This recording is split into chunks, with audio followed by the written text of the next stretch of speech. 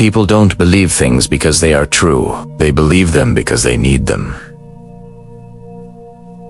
Pause for a moment and think about that. Most of the ideas people defend with absolute certainty were never examined, never questioned, never truly understood. They were absorbed through fear, through belonging, through repetition, through the quiet pressure of wanting the world to make sense. We imagine ourselves as rational beings, guided by facts and reason, but the truth is far more unsettling. The mind often decides what it wants to believe first, and only later goes searching for reasons to justify it. Why do people cling so fiercely to beliefs built on nothing? Why do emotions feel more convincing than evidence? Why can two intelligent people look at the same reality and see entirely different worlds? Today, we're going to explore the hidden forces that shape conviction, not the beliefs themselves, but the psychology beneath them. And once you see how easily the mind can be persuaded without proof, you will never look at certainty the same way again.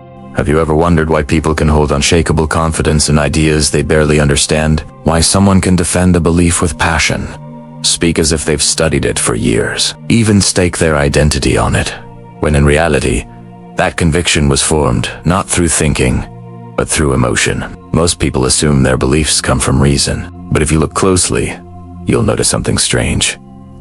Certainty appears long before understanding ever does. The human mind doesn't begin with evidence. It begins with feelings, tiny, invisible biases shaped by upbringing, culture, fear, comfort, and the need to belong. And once a feeling settles, the mind begins to build a story around it. A story that feels like truth, even when nothing has been examined. Think about how easily certainty spreads today. A phrase repeated often enough becomes a fact. A confident speaker becomes a source. A familiar idea becomes obviously true, simply because you've heard it many times. Repetition becomes proof. Emotion becomes logic. And people hardly notice it happening. We believe things not because they are solid, but because they feel like home. We cling to ideas that comfort us, that protect us, that make the world seem simple and predictable. And anything that threatens those ideas feels dangerous. Not intellectually, but emotionally. That's the real reason people believe without evidence. The mind doesn't crave truth. The mind craves stability. Certainty feels like safety. Doubt feels like chaos. And so we push away anything that invites us to question, because questioning requires us to step into uncertainty. And uncertainty is uncomfortable, but beneath that discomfort lies something even deeper: identity. Most of what people believe is not about the belief at all. It's about who they think they are. A belief becomes part of the self, and once that happens, defending the belief becomes the same as defending your identity. This is why arguments grow so emotional, why facts rarely change minds, why people cling to positions even when they secretly sense the cracks forming. They are not protecting the belief, they are protecting themselves. And so the question becomes not, why do people believe absurd things, but why does belief feel so necessary, even when it's built on nothing? To answer that, we must look not at the surface of thought, but at the deeper currents. The emotional needs, the evolutionary instincts, the social pressures, the quiet, unconscious forces that guide the mind long before reason arrives. Because the truth is simple and unsettling. We do not choose many of our beliefs, they choose us. And the moment we understand how easily the mind grabs onto conviction without evidence, we begin to see something important, not about others, but about ourselves. If you look closely at the moments when a belief takes hold, you'll notice they rarely begin with thinking. They begin with a feeling, a spark of resonance, a sense of familiarity, a comforting alignment with something inside you. Before the mind evaluates an idea, the body reacts to it. There is a subtle emotional yes that happens long before the words form. This is why two people can hear the same argument and walk away with completely different convictions. It's not the logic that persuades them. It's the emotional world inside them. Their wounds, their hopes, their insecurities, their longing to feel understood. We don't respond to ideas. We respond to the way ideas make us feel. A belief is often nothing more than an emotional echo. Think about how easily the mind attaches itself to anything that reduces fear. If an idea provides certainty in a confusing world, we adopt it. If it explains something painful in simple terms, we hold on to Italiano. If it gives us a sense of control, even if illusory, it becomes precious. People rarely believe because something is correct. They believe because something is comforting, and comfort is powerful. It quiets doubt. It numbs anxiety. It gives the illusion of stability in a world that is anything but stable. So the mind grabs onto the belief, not as an idea to examine, but as a lifeline to hold. The most persuasive ideas are not the most logical. They are the most soothing. Yet the pull of emotion goes deeper than comfort. Sometimes people believe things precisely because they're afraid not to. Fear can bind us to an idea with incredible force. Fear of being wrong. Fear of being alone. Fear of being excluded. Fear of confronting truths we'd rather avoid. In these moments, belief becomes a shield, not against the world, but against ourselves. We adopt ideas that protect us from the parts of life we don't want to face. The belief might be unprovable, irrational, even harmful, but it feels like protection, and protection is seductive. And then there is longing, the deep, human longing for meaning. People believe things not only because they fear chaos, but because they hunger for purpose. If an idea fills a void, it can feel true even if it has no evidence behind it. Humans would rather believe something than believe nothing. A comforting illusion feels safer than an empty space. This is why charismatic leaders, spiritual movements, conspiracy theories, and ideological groups all thrive. They don't offer proof. They offer belonging. They don't offer facts. They offer identity. They don't offer truth. They offer certainty. And certainty is a rare luxury in a chaotic world. Once emotion attaches to a belief, the mind begins to defend it, not evaluate it. We build arguments not to discover truth, but to protect the feeling that made the belief attractive in the first place.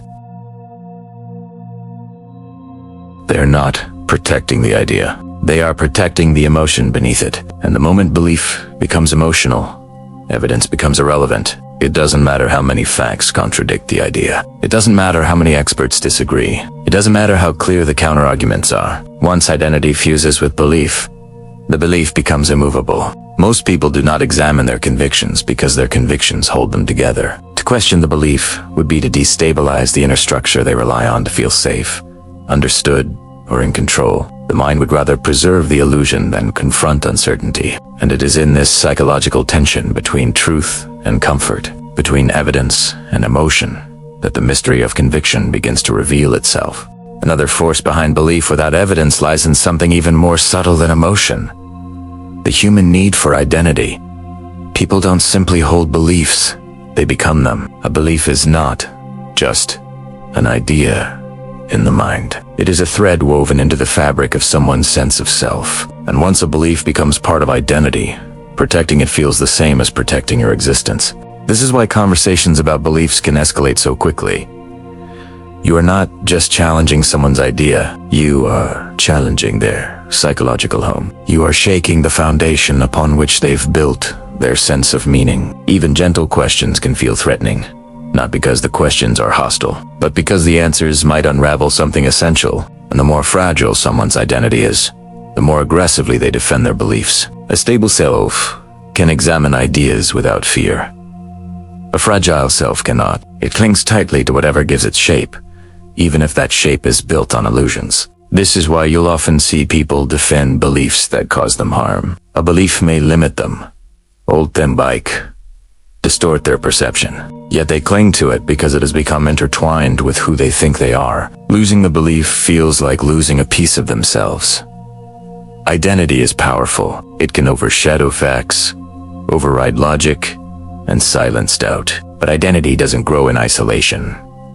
It grows in the presence of others. Humans are social beings, and the pressure to belong is one of the strongest forces guiding belief. We adopt the ideas of our groups, not because we have examined them, but because agreeing feels safer than standing alone.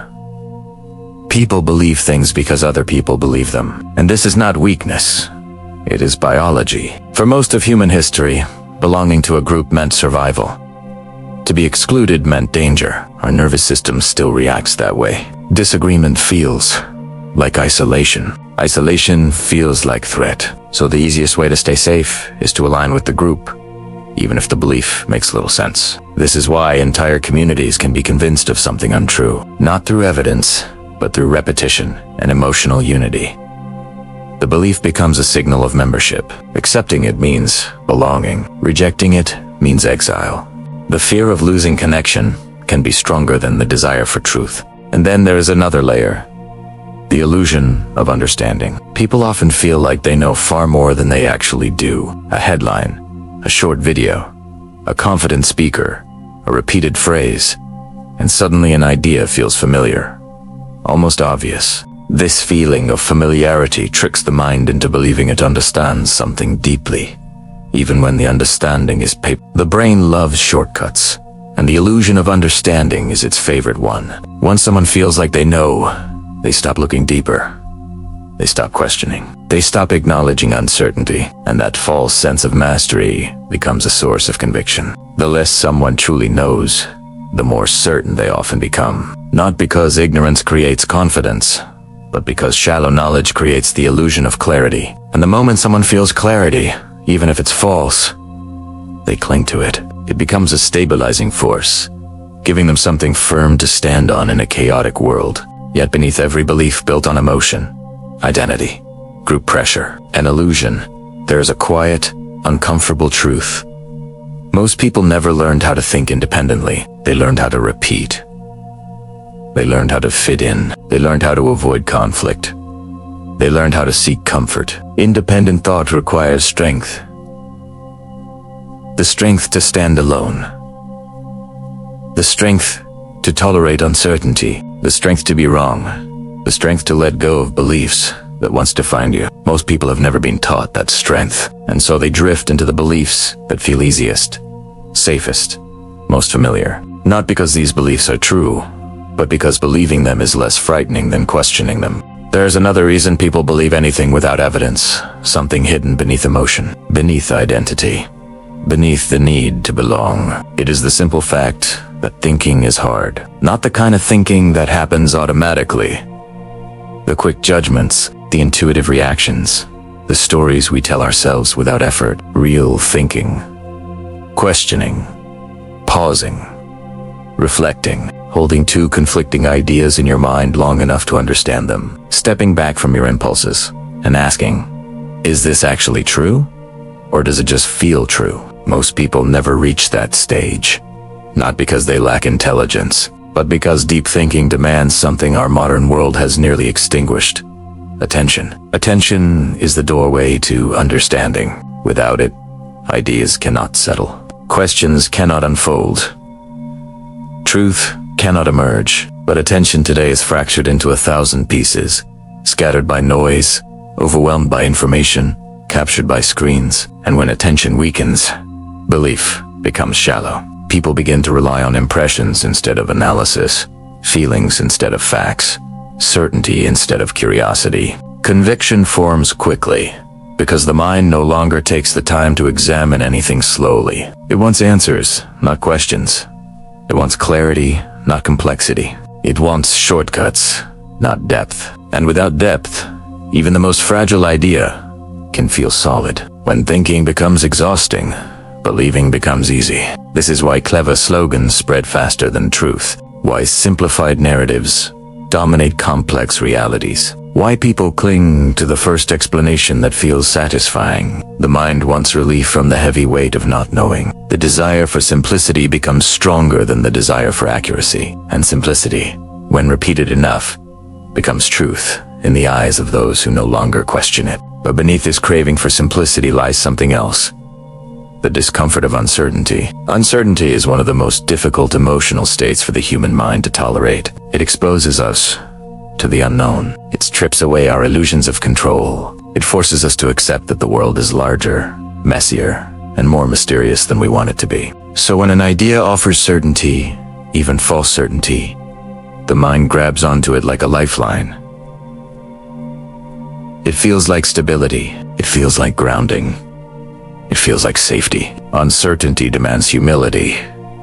Certainty demands nothing. And people, longing for psychological rest, choose certainty even when it is hollow. But the most interesting part is this. The mind often confuses confidence with truth. If someone speaks with authority, if they appear unwavering, if they seem absolutely convinced, The brain interprets that confidence as evidence. Confidence feels like truth because it reduces our own doubt. This is why charismatic speakers can be so persuasive, why ideological leaders attract followers, why people trust others who sound sure. But confidence is not truth. It is merely the performance of truth, and the world is full of performances. People believe anything not because the ideas are strong, but because the delivery is strong, because the message resonates with something they already feel, because questioning would create discomfort, because accepting gives them emotional relief, because belonging feels safer than thinking. Most dangerous ideas are not dangerous because they are complicated. They are dangerous because they are seductive. They offer identity. They offer meaning. They offer clarity. They offer a simple story to replace a complicated world. And when the world feels overwhelming, people will choose a simple story every time. This is why belief without evidence spreads so quickly. It asks so little and promises so much. It promises understanding. It promises certainty. It promises a place in the world. It promises that the chaos makes sense. The truth is rarely this generous. It requires patience. It requires humility. It requires the courage to admit I don't know. And for many, that courage is too heavy to carry. There is something else that shapes belief without evidence. Something almost invisible because it is woven into every part of our lives. The stories we tell ourselves about the world, not the stories we read in books or hear from others, but the quiet narratives forming beneath awareness. Stories about who we are, what life means, what is safe, what is dangerous, what is possible, what is forbidden. These inner stories guide our perception long before we consciously believe anything. They act like lenses, coloring everything we see. And once a lens is in place, the world bends to fit it. If someone's inner story is that the world is dangerous, they will believe ideas that confirm that fear. If their story is that the world is unfair, they will cling to beliefs that justify their resentment. If their story is that they are powerless, they will gravitate toward explanations that absolve them of responsibility. And if their story is that they are superior, they will embrace beliefs that reinforce that illusion. People don't seek truth. They seek confirmation of the story they are already living. Evidence becomes irrelevant when it contradicts the narrative that holds someone's world together. The mind simply filters it out, dismisses it, rationalizes it, or refuses to process it. Not because the person is stubborn, but because accepting a conflicting truth would require rewriting the story of their life, and that can feel like psychological death. It's easier to bend reality than to bend the self. This is why people can look at the same event and draw completely opposite conclusions. They aren't interpreting the event. They're reinforcing their story. But inner stories don't form in isolation. They grow out of childhood, out of culture, out of the emotional atmosphere someone lived in. We inherit patterns of belief, the way we inherit language, absorbing them before we are even aware they exist. And what's absorbed early becomes sacred. It feels like truth simply because it arrived first. That early imprinting is powerful. A child who learns questioning is dangerous grows into an adult who never doubts anything familiar. A child who learns authority is always right grows into someone who trusts whoever speaks loudly enough. A child who learns your feelings anti-matter becomes an adult, drawn to beliefs that justify emotional suppression. People rarely question beliefs that protect their psychological wounds, and so belief becomes less about ideas and more about self. This is why evidence alone almost never changes a person's mind. Evidence speaks to the intellect. Belief speaks to the emotional core. To alter someone's belief, you must touch the place where the belief was born. Not the reasoning, but the wound. Not the logic, but the longing. Belief without evidence is almost always rooted in unmet needs. The need for certainty, the need for belonging, the need for identity, the need for meaning, the need for protection, the need for simplicity. And those needs are ancient. They live deeper than thought, deeper than language, deeper than awareness. They shape how a person sees everything long before they think about anything. This is why the world feels increasingly polarized. Not because facts differ, but because people live inside different emotional landscapes. They're not arguing ideas. They are defending their inner worlds. To challenge someone's belief is to challenge the structure they rely on to feel safe. And safety will always matter more than truth. But here is the deeper paradox.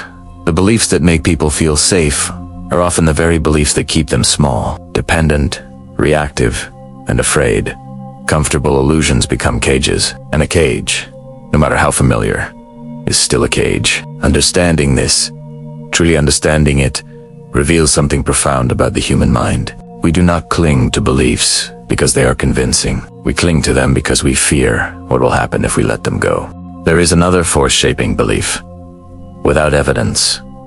A force so deeply rooted in human nature that we barely notice it operating. It is the instinct to avoid responsibility, not out of laziness, but out of fear. Because responsibility asks us to look inward, to confront our own choices, to acknowledge our own role in the shape of our lives.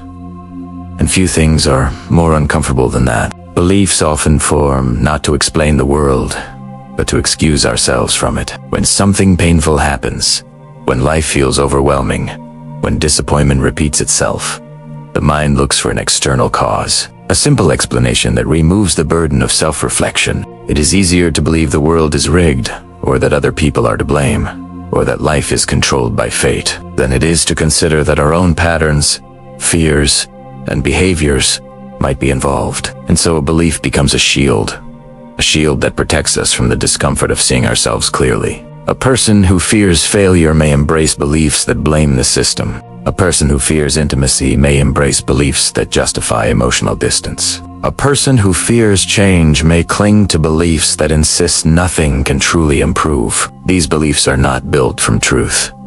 They are built from defense. The mind constructs stories not to illuminate reality, but to protect the self from confronting its own contradictions. This protective mechanism becomes even stronger in moments of uncertainty, when life is chaotic, when circumstances slip out of our control, when we feel powerless. The mind reaches for any belief that restores a sense of grounding, even if that belief is irrational. Control, even illusory control, feels safer than unpredictability. This is why people cling to oversimplified explanations for complex problems, why they accept ideas that require no nuance, why they repeat slogans instead of thinking for themselves. Simplicity feels like relief. It lets the mind rest. It removes the pressure of responsibility. But there is an even deeper layer. The way beliefs shape emotional survival. Sometimes, a belief becomes the only thing holding someone together. Not because it is true, but because without it, they would feel lost. The belief becomes a psychological anchor, preventing them from drifting into anxiety, confusion, or despair. When a belief becomes an anchor, challenging it feels like drowning. And so the mind holds tightly, even desperately, to the idea, not because of truth, but because letting go feels too dangerous. This is why people often double down when confronted with opposing evidence. They are not reacting to the facts. They are reacting to the threat of losing the emotional structure that keeps them stable. To protect that structure, the mind creates walls. Walls of justification, walls of denial, walls of selective attention. It filters information so thoroughly that anything unfamiliar barely enters awareness. It amplifies whatever supports the belief and suppresses whatever challenges it. The belief becomes self-sustaining, a closed loop, a world within a world. But there is another dimension to consider.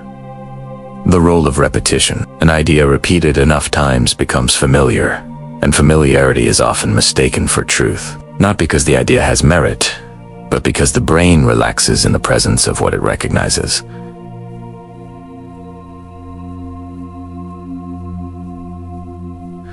We trust what feels familiar. We distrust what feels foreign. This is why propaganda works. This is why rumors spread. This is why false ideas gain traction. The mind confuses repetition with reliability. And when repetition combines with emotion, identity, social pressure, and the desire to avoid responsibility, beliefs become almost unbreakable. Most people never examine their convictions because their convictions were never chosen. They were absorbed through family, culture, trauma, longing, fear, hope, and the thousand invisible influences that shape a human being long before they become aware of themselves. Understanding this does not make us cynical. It makes us compassionate. Because once you see how fragile the roots of belief can be, you begin to understand why people cling so tightly to ideas that make little sense from the outside. Belief is not merely intellectual. It is emotional. It is biological. It is existential. And the true question is not, why do people believe irrational things? But what need does the belief fulfill? Because every belief, even the most misguided, is an answer to a deeper question the person may not know they're re-asking.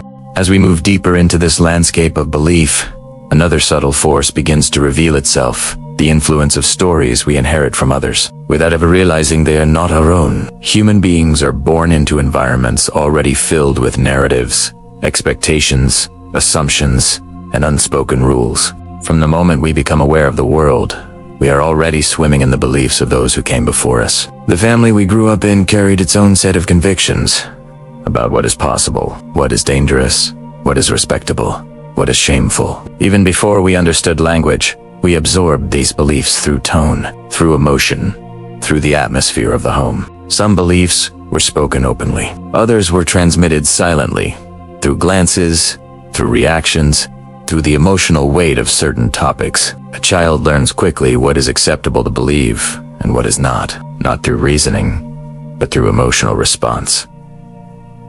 Approval teaches them one path, disapproval closes another, and slowly, the child grows into an adult who rarely questions the invisible boundaries laid down long ago. Most people live inside the psychological architecture built for them by someone else.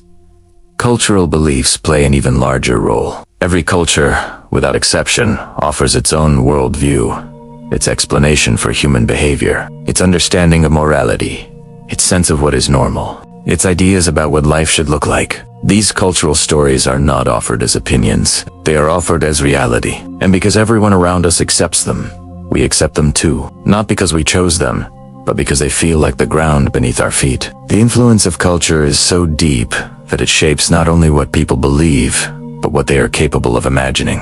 A person raised in a culture that values conformity will struggle to embrace independent thought. A person raised in a culture that values obedience will internalize beliefs that discourage questioning. A person raised in a culture obsessed with certainty will gravitate toward rigid explanations rather than open-ended exploration. And when these inherited beliefs combine with personal emotion and identity, they become almost indistinguishable from the self. The mind stops asking, "Is this true?" and begins to ask, "What would it mean about me if this were not true?" That shift from truth to identity is where beliefs without evidence gain their greatest strength. At the same time, the modern world introduces another layer of influence.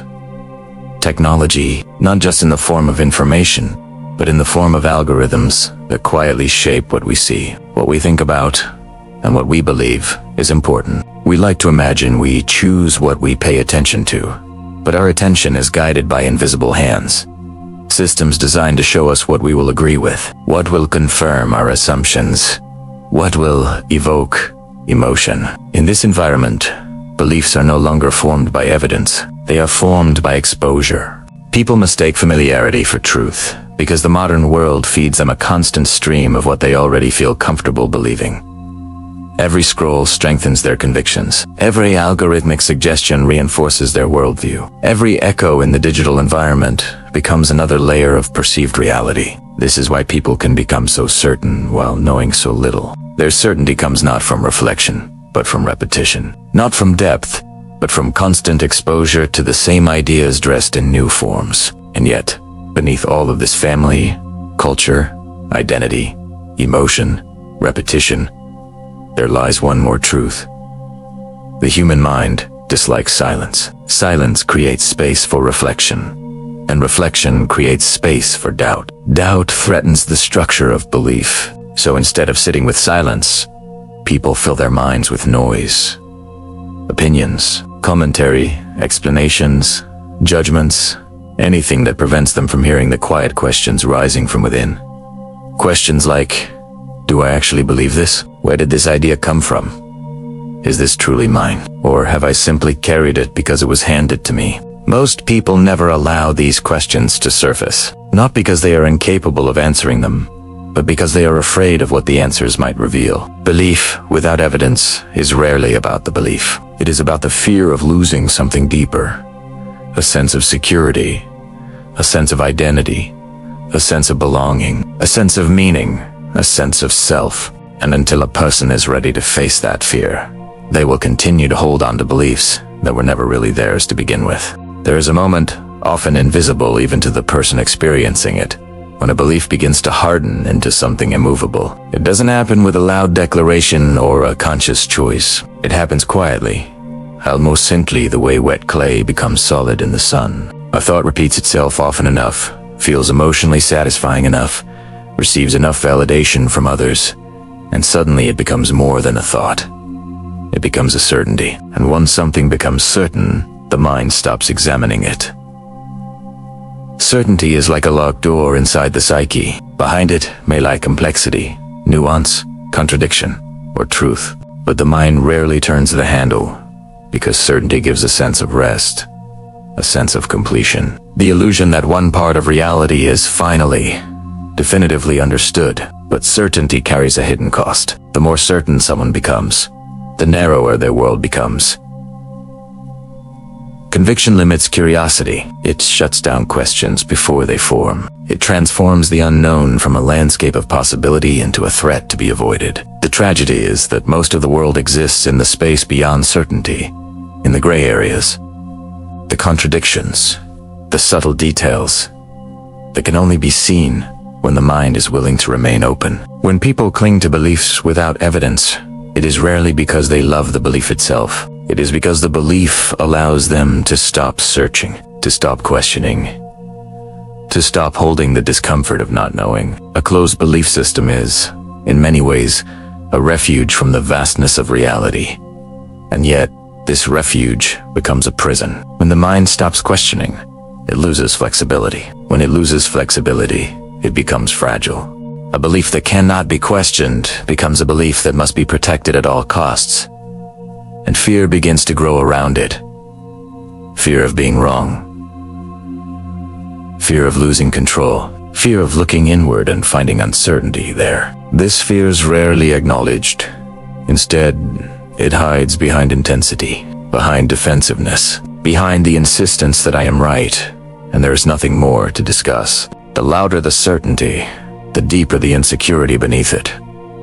But insecurity is not the only hidden force. There is also longing, the longing for guidance, for direction, for a sense that life has meaning and structure. In a world overflowing with information and yet starved for wisdom, people look for voices that seem confident, grounded, decisive. And once they find such a voice, they often surrender their own judgment to it. Not because the voice is correct, but because the voice feels stable. When someone else appears to hold certainty, people borrow it.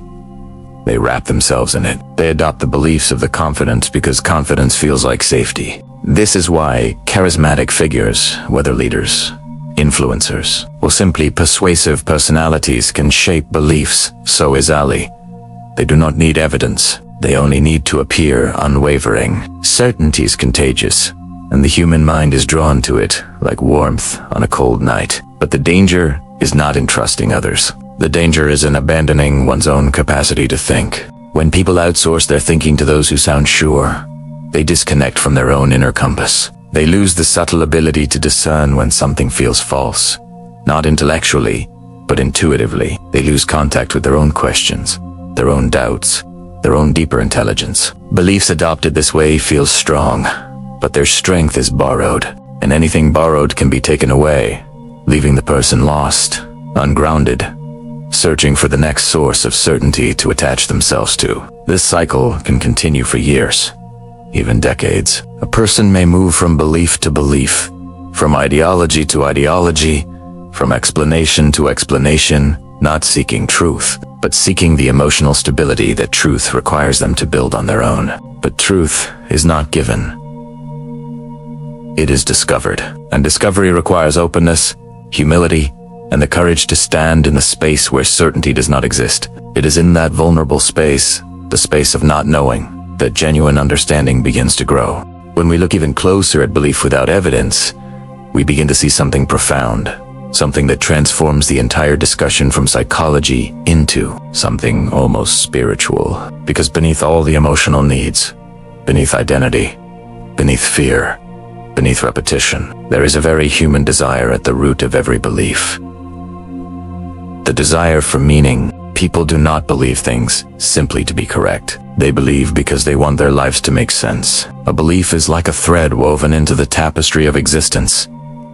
It gives shape to the chaos, direction to uncertainty, comfort to the unknown.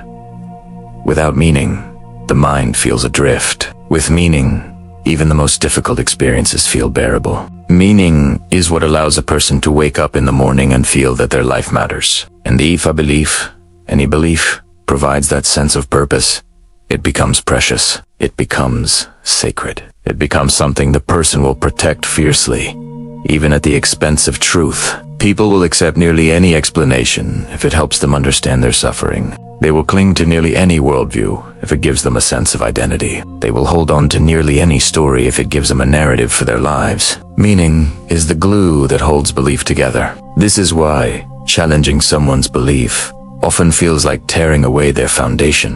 When you question their explanation of the world, you are questioning their place in it. When you dismantle their worldview, you dismantle the frame through which they understand themselves. The deeper the meaning attached to a belief, the harder it becomes to let go. Yet even meaning is not the final layer. There is something even more delicate, more vulnerable, at the core of belief: the desire to feel seen. So much of what people believe is shaped by their longing to be understood, validated, acknowledged. A belief that resonates emotionally can feel like a companion, a quiet reassurance that your inner world is not invisible. It mirrors back your fears, your desires, your wounds, and by doing so, it makes you feel less alone. We do not only choose beliefs, we choose the emotional world we want to inhabit. If a belief makes someone feel seen, it becomes almost impossible to abandon.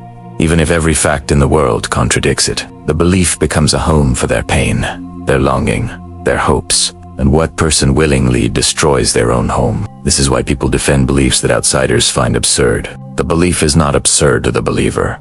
It is meaningful. It is protective. It is familiar. It is part of their emotional survival.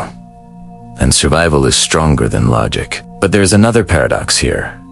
The beliefs we cling to most tightly are often the ones we secretly doubt. That doubt is a quiet whisper, buried under layers of conviction. It emerges in moments of silence, in moments of vulnerability, in moments when the mind grows still enough to hear its own uncertainty. Yet most people do not listen to that whisper. They drown it out with noise, with distraction, with repetition of the belief itself, because the whisper threatens the stability of their inner world. Doubt is not the enemy of belief. It is the doorway to truth. But few people are willing to walk through that doorway, because doubt dismantles certainty, and certainty has become a luxury people are unwilling to lose. The deepest irony is this: the mind clings to belief in order to feel safe, yet the more tightly it clings, the more fragile it becomes. A belief that cannot be questioned becomes a belief that cannot grow, and anything that cannot grow eventually becomes a burden. The strength of a belief is not measured by how fiercely it is defended, but by how gracefully it survives being questioned. Understanding this begins to reveal the path out of blind conviction, a path not built on rejecting belief, but on making space around belief. A space wide enough for curiosity, for vulnerability, for the possibility that truth is larger than any single idea we hold. If we look at belief not as an intellectual stance, but as an emotional ecosystem, we begin to notice another force quietly shaping conviction. The environment. Not only the environment we grow up in, but the environment we choose, and even the environment that chooses us. Humans are profoundly influenced by the mental climates they inhabit. We absorb assumptions the way a sponge absorbs water, not through deliberate effort, but simply through proximity. When someone is surrounded by people who share the same belief, the belief begins to feel inevitable. It becomes part of the air they breathe. To question it feels like stepping outside into a place with no oxygen. This is why entire groups, movements, communities, or digital spaces can drift into conviction without a single piece of evidence. Not because the belief is persuasive, but because the environment does the believing for them. In suit spaces, doubt feels like betrayal. Silence feels like disloyalty. Conformity becomes a kind of quiet survival. And in this climate, the mind learns to smooth over its own uncertainties, to push away conflicting thoughts, to ignore the subtle signals of intuition that whisper, "Something here doesn't feel right." The individual stops thinking and begins echoing, not out of dishonesty, but out of the deep human desire to remain connected to the group.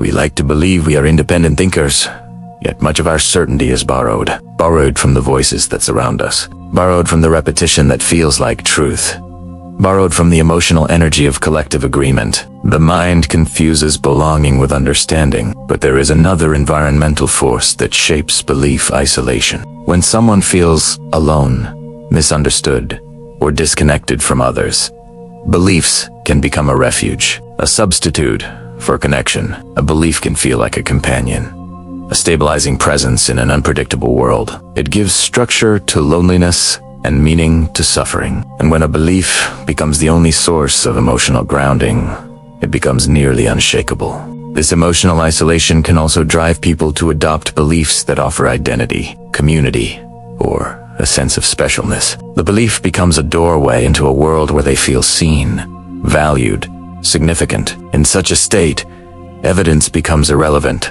The belief is not chosen for its accuracy, but for its ability to soothe the pain of invisibility. The modern digital landscape intensifies all of this. Online, people can create echo chambers without even noticing. Algorithms quietly filter content to match their preferences. Communities form around shared fears, shared anger, shared longing, and within these communities, belief becomes amplified.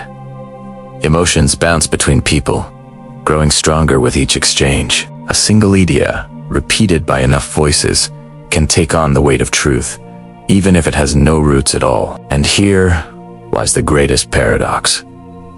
The more disconnected the world becomes, the more people cling to beliefs that make them feel connected. The more uncertain life becomes, the more people cling to beliefs that promise clarity. The more complex reality becomes, the more people cling to beliefs that simplify it. Belief without evidence is not a failure of intelligence. It is a response to the emotional climate someone lives in. But there is something deeper still, something that silently shapes belief, even when the environment changes, even when new information arrives, even when doubt stirs beneath the surface. It is the human tendency to protect the version of ourselves we have already invested in. Every belief we hold becomes a small piece of our personal story. We build aspects of our identity around it. We form relationships through it. We make decisions because of it. We shape our worldview to accommodate it. To let go of a belief is not simply to change your mind. It is to rewrite your story. And rewriting a story takes courage. It requires humility. It requires the willingness to say, I was wrong, or perhaps even more frightening, I didn't know. Most people are not taught how to hold that kind of vulnerability. So they cling to beliefs, not because the beliefs are true, but because the alternative feels too deep. The mind protects its story the way the body protects its heart. And until someone feels safe enough, grounded enough, whole enough to question their own narrative, they will continue to believe without evidence, not out of stubbornness, but out of a quiet, very human need to remain intact. As we move further into understanding why people believe without evidence, another truth begins to surface, a truth that is both simple and unsettling. The mind is far more interested in consistency than accuracy. It wants its inner world to match itself, even if that means bending reality to fit the story it already holds. This is why people can encounter new information, even clear and compelling information, and yet remain entirely unchanged. The barrier is not the information itself. The barrier is the emotional architecture surrounding it. When a new fact contradicts an existing belief, the mind experiences tension, a quiet kind of psychological friction. For some, this friction sparks curiosity. For most, it sparks resistance. Instead of adjusting the belief, the mind adjusts the interpretation. It reshapes the fact, downplays it, doubts it, or dismisses it entirely, not because the fact is weak, but because the belief is woven too tightly into the person's inner world. The mind seeks harmony, even at the cost of truth. This inner harmony becomes a kind of shelter. It offers psychological stability, a sense of coherence, a feeling that the world makes sense, even if the sense it makes is incomplete or distorted. To disrupt that harmony, even briefly, feels like stepping into mental chaos. And chaos is something the mind instinctively avoids. In this way, beliefs become less about the world and more about emotional regulation. They calm anxiety. They reduce uncertainty. They give us a predictable narrative in an unpredictable reality. And once a belief becomes a tool for emotional survival, logic has very little influence over it. This is why arguments rarely change minds. Arguments speak to the intellect, but beliefs are rooted in the emotional terrain beneath the intellect. Trying to change someone's belief with facts alone is like trying to move a mountain by brushing its surface. The real mass lies deep underground, but there is another layer, a quieter one, that shapes conviction without evidence. The discomfort of self. To question a deeply held belief requires one to look inward, to examine not only the idea but the parts of oneself that cling to it. It means confronting fears, insecurities, memories, or desires that the belief may be protecting. Self-awareness is powerful, but it is also demanding. Most people avoid it without realizing avoiding Italiano. They choose certainty over introspection, conviction over humility, familiar stories over the uncomfortable truth that they may have built parts of their identity on sand. This avoidance is not a flaw, it is a form of self-protection. People who have been hurt often build strong beliefs to shield themselves from further pain. People who feel lost build beliefs that give them direction. People who feel powerless build beliefs that give them the illusion of control. People who fear abandonment build beliefs that tie them to groups, ideologies, or communities, even if those beliefs conflict with reality. Belief becomes a substitute for healing, and until healing begins, the belief must remain in place, because removing it would expose the very wounds it was built to cover. This is why transformation often begins not with new information, but with inner safety. A person must feel safe enough within themselves to question the structures that hold them together. Without that safety, even the clearest truth feels threatening. But something beautiful happens when inner safety grows. When a person becomes grounded enough to stand in uncertainty without collapsing, they become able to look at their beliefs with gentle curiosity rather than fear. They become willing to ask, what if I'm wrong? Not with panic, but with openness. They begin to discover that letting go of rigid beliefs does not destroy them. It frees them. A flexible mind is not a weak mind.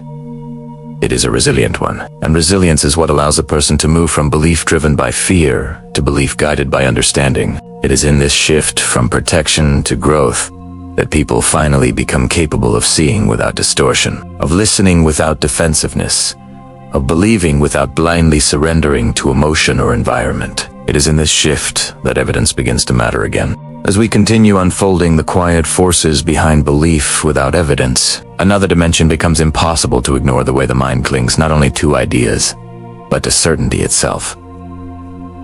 Certainty is warm. Certainty is soothing. Certainty wraps itself around a person like a blanket on a cold night, offering the illusion that they are protected from the vastness of the unknown. The unknown, after all, is the most ancient fear of the human species. When confronted with uncertainty, the mind instinctively reaches for anything that offers stability, even if that stability is shallow, fragile, or unexamined. A belief becomes less important for its accuracy and more important for its ability to silence the discomfort of not knowing. And once that silence is achieved, questioning feels unnecessary, even dangerous. To step away from certainty requires standing in a space where nothing is fixed, where conclusions remain open, where answers refuse to appear instantly. Most people have never been taught how to tolerate that space. They were taught to choose sides, not to explore them, to adopt conclusions, not to form them, to search for the right answer, not to sit with complexity. In this way,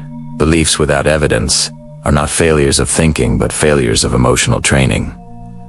The mind was never given permission to slow down. It was never shown how to breathe in uncertainty without panic. It was never taught that confusion can be fertile, that doubt can be generous, that not knowing can be a gateway instead of a threat. So people cling to beliefs because letting go feels like entering a void. And yet, a deeper paradox hides beneath this fear. The void they fear is not empty, it is spacious. It is open. It is the birthplace of understanding, not the death of it. But before someone can discover that, they must first loosen their grip on the beliefs that feel like lifelines. Another force that holds beliefs in place is repetition.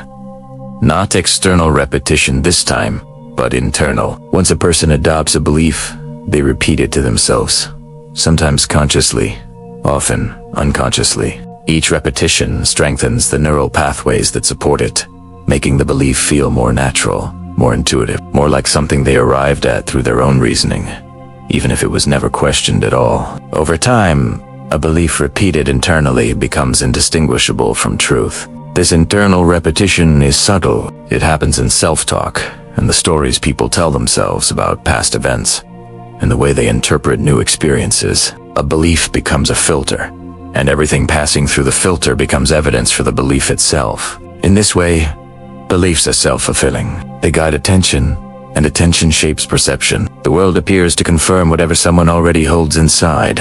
But perhaps the most profound force behind belief, without evidence, is the simple fact that humans are narrative creatures. We understand life, not through data, but through stories. Stories give shape to chaos, and once a story has been chosen, the mind tries to make everything fit inside it. Contradictions get edited out.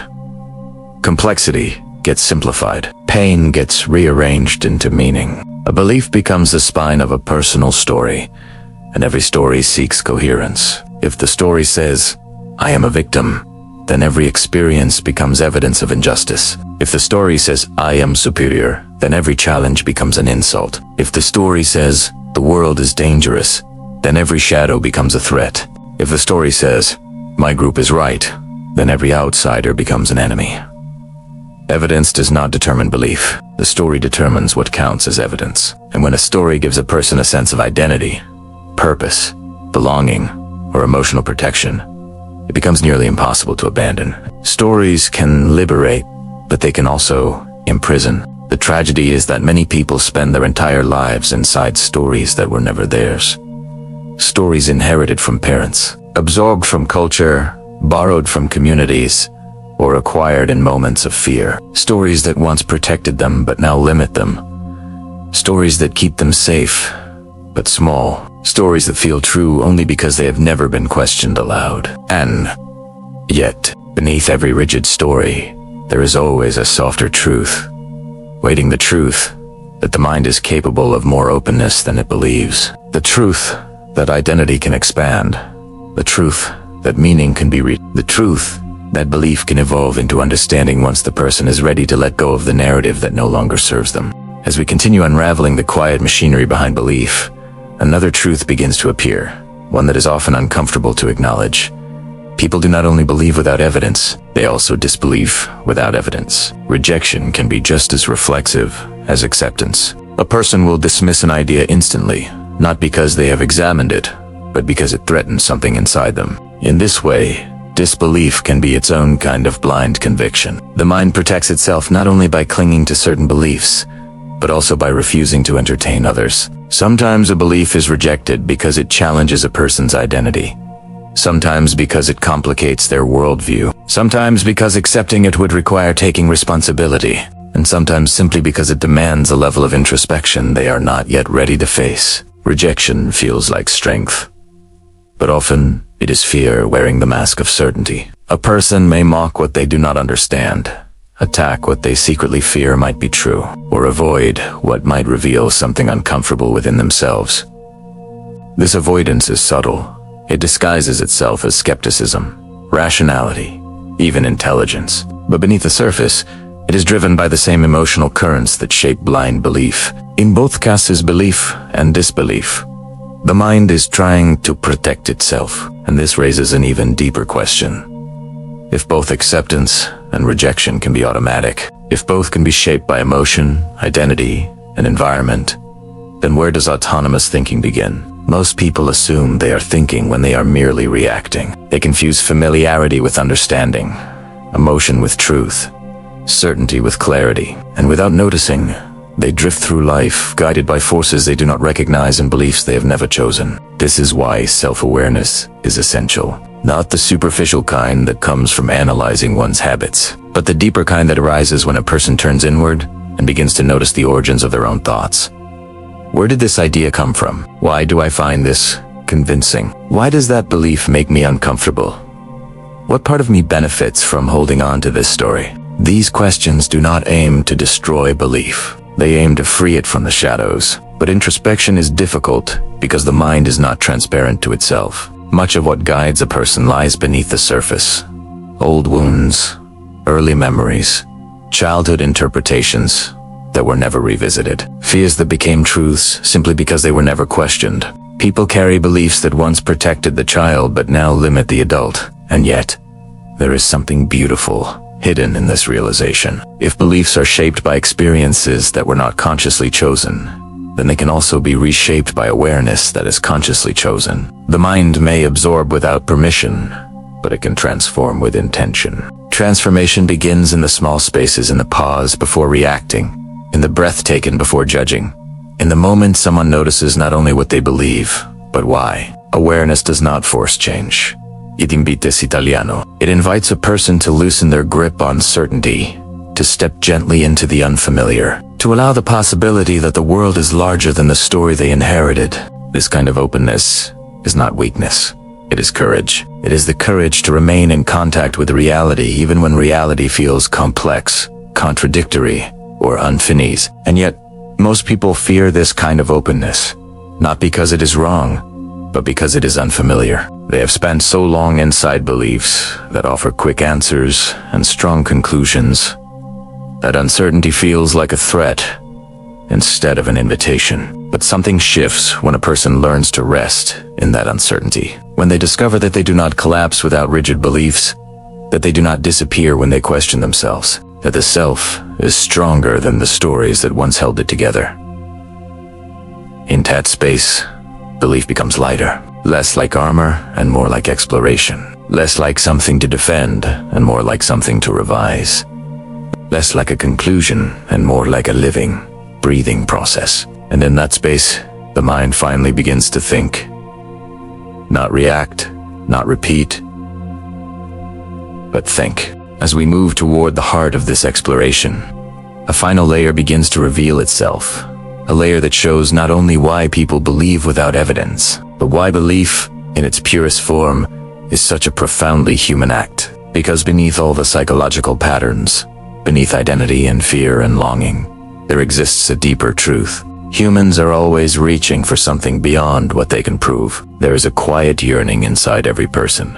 A yearning for coherence, for significance, for a sense that life is not just a series of random events but a meaningful journey. And this yearning shapes belief more than any argument ever could. People believe because they want to believe, not in the sense of blind faith, but in the sense of seeking connection to something larger than themselves. Even the most rational person holds beliefs that cannot be proven. Beliefs about love, purpose, morality, beauty, possibility. These are not errors of thinking.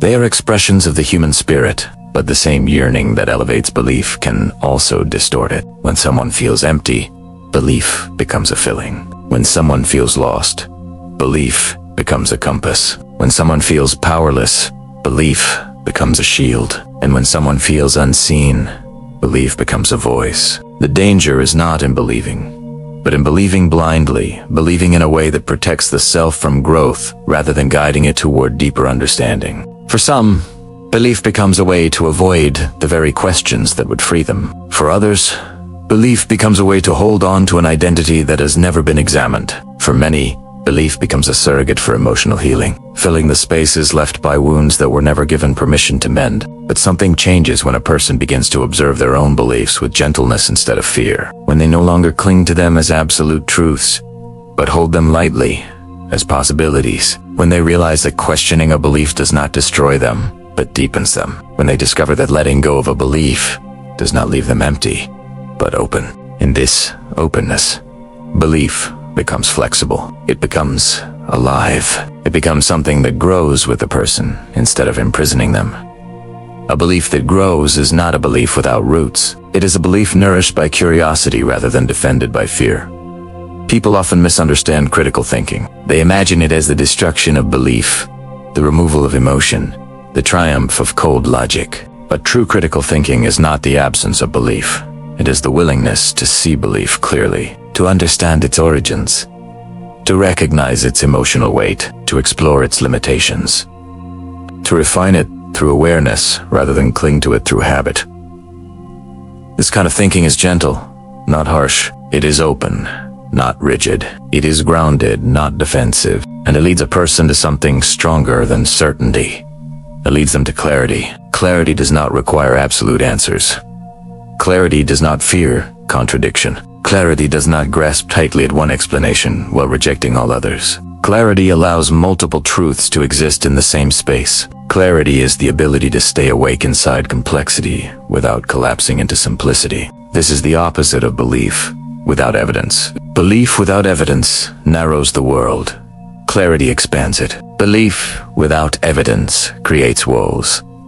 Clarity opens doors. Belief without evidence demands certainty. Clarity makes peace with uncertainty. When a person reaches this state, they begin to see how many of their old beliefs were never truly theirs. They begin to notice which ideas were adopted from fear, from longing, from loneliness, from inheritance, from environment. They begin to feel which beliefs still serve them and which have become too small. And in this awareness, something remarkable happens. Belief becomes a choice rather than a reflex, a companion rather than a cage, a path rather than a prison. This is the moment when thought becomes truly independent.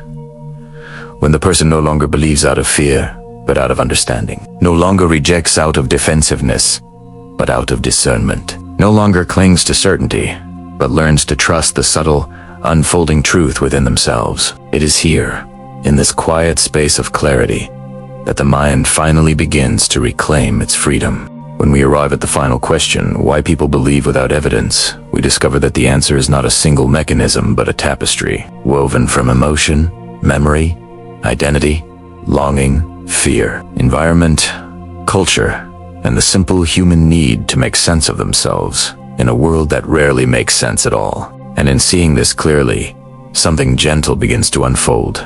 Not judgment, not superiority, but compassion. Because once we understand how beliefs are formed, we see that every person, including ourselves, is shaped by forces far older and deeper than conscious thought. We begin to recognize that belief is rarely a matter of intelligence, and almost never a matter of logic. It is a matter of being human. It is a reflection of our vulnerabilities, our hopes, our unfinished wounds, our need for belonging, our fear of the unknown. Belief reveals not what a person knows, but what they need. And when we look at belief this way, its sharp edges begin to soften.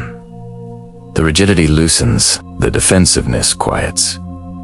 There is no longer a need to attack or ridicule someone for believing differently, because beneath every belief is a story, and beneath every story is a person who is simply trying to navigate their own existence as best they can. In T's light, we also begin to see ourselves differently. We notice the beliefs we have carried without questioning. We recognize the narratives that were handed to us long before we understood we had a choice. We feel the subtle pull of certainty, and we understand how seductive it is. Not because it brings truth, but because it brings relief. And slowly, gently, we begin to develop a new relationship with belief. Not one of rejection or blind acceptance, but one of awareness. A belief becomes something we can hold in our hands and examine from all sides. Not something that grips us from within. We can feel when a belief is rooted in fear rather than clarity. We can sense when it is protecting an old wound rather than reflecting the present moment. We can notice when a belief has become too small for the person we are becoming. This awareness does not demand that we abandon all convictions. It simply invites us to make them conscious, to choose what we believe, instead of inheriting it unconsciously, to let beliefs evolve as we evolve, to allow ourselves the freedom to grow beyond ideas that once felt essential. This is the quiet gift of understanding belief without evidence. It frees us not from belief itself, but from the need to cling to it. And in that freedom, something opens. A softness, a spaciousness, a willingness to explore, to listen, to remain curious. A recognition that certainty is not the foundation of wisdom. Awareness is awareness of ourselves, of our stories, of our fears, of the invisible forces that shape us. In this awareness, we do not become empty. We become available. Available to truth when it appears. Available to nuance when it matters. Available to complexity without collapsing into confusion. Available to ourselves in a way that belief alone never allowed. Perhaps the most profound understanding is this. The mind does not need absolute answers in order to be at peace. It only needs the courage to remain awake, to stay open, to meet reality, honestly, without demand or distortion. And when we learn to rest in that openness, something shifts. Belief becomes less about holding on and more about learning, unfolding, discovering. We realize that truth is not a possession, but a relationship, something we grow with, move with, return to again and again, each time seeing a little more clearly. And in this way, the journey does not end. It simply becomes gentler, wider, more human. Because in the end, the mind's greatest strength is not its certainty, but its willingness to keep growing beyond the boundaries of what it once believed.